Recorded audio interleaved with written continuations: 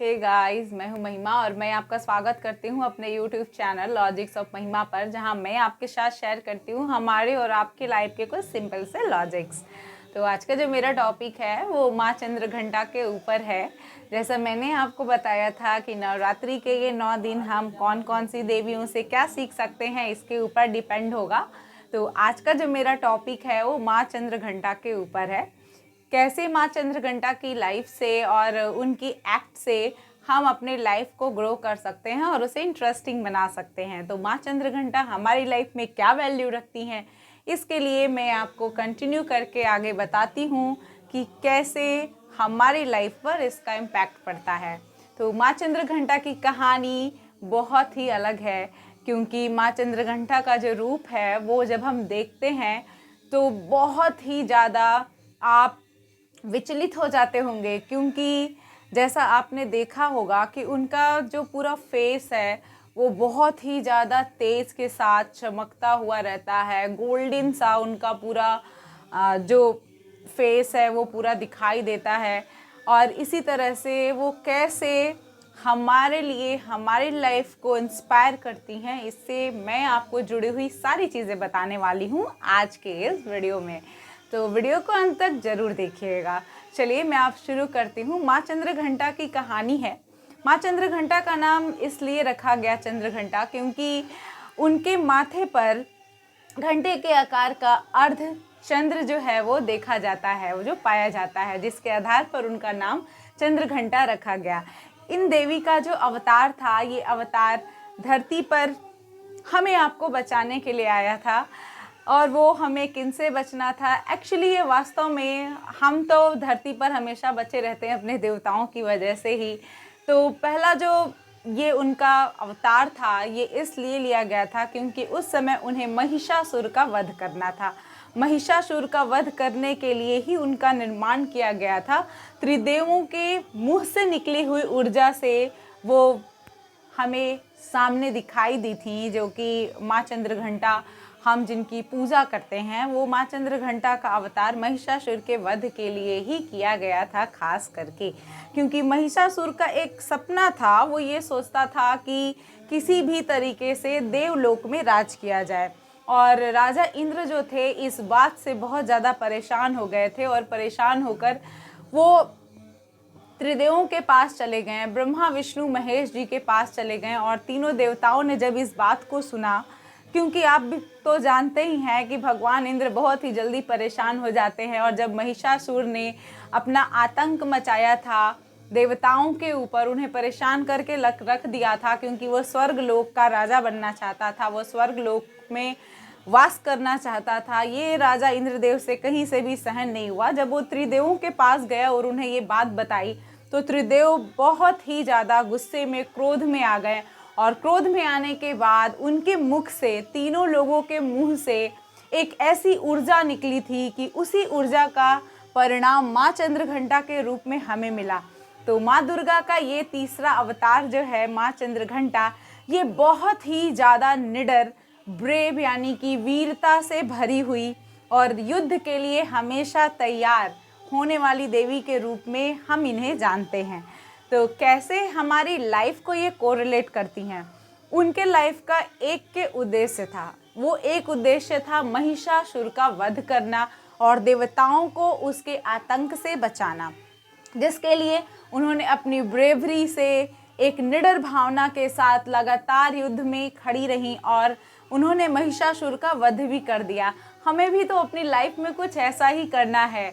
हमारी लाइफ में महिषासुर होते हैं हमारी डिफ़िकल्टीज़ को फेस करने के लिए हमें हमेशा ब्रेवरी के साथ खड़े रहना पड़ेगा, यानी कि वीरता के साथ खड़ा रहना पड़ेगा। हमारे चेहरे पर किसी भी चीज़ को लेकर थोड़ा भी डर नहीं होना चाहिए। आप सभी को याद तो ज़रूर आ ही जाता होगा, क्योंकि जैसे ही डर का नाम आता है हमें ये याद आ जाता है कि हमें लाइफ में कुछ ना कुछ ऐसा ज़रूर होता है जो परेशान करके रख देता है। हमारी लाइफ में आने वाली जितनी भी डिफ़िकल्टीज़ होती हैं, हम उनसे डरते ही तो हैं। और इसी डर को हमें जो है वो हटाना है, इग्नोर करना है, रिमूव करना है। कैसे हम इसे रिमूव कर सकते हैं, ये हम माँ चंद्रघंटा के रूप से सीखते हैं कि कैसे हम अपनी लाइफ को आगे ग्रो कर सकते हैं और इंटरेस्टिंग बना सकते हैं। क्योंकि जो निडर होता है, जिसके मन में थोड़ा भी भय नहीं होता, वही आगे बढ़ता है। किसी भी काम को करने से पहले आपके मन में उसके लिए अगर डर आ गया तो आप उस काम को कभी नहीं कर सकते हैं। और आप ऐसा सोचते भी हैं, कोई भी काम जो आपके सामने आता है आप पहले ही सोचने लगते हैं उसके बारे में कि ये मैं कैसे कर पाऊँगा, ये मुझसे नहीं होने वाला है, या मैं इसे नहीं कर पाऊँगी। जो ये थिंकिंग हमारे दिमाग में पहले से ही आ जाती है, इसी की वजह से हम उस काम को जब करने जाते हैं तो सच में हम डर जाते हैं, और डर की वजह से वो पूरा का पूरा काम जो है वो रुइन हो जाता है, बर्बाद हो जाता है। वही तो हमें नहीं करना है। हम जिस भी काम को करने जाएं, उस काम को हमें करने के लिए बिल्कुल भी फियर नहीं होना है, फियरलेस होकर अपने काम को करना है और बहादुरी के साथ करना है। और तीसरी सबसे बड़ी बात ये है कि ये काम जो है वो लगातार यानी कि कंटिन्यूटी के साथ होनी चाहिए।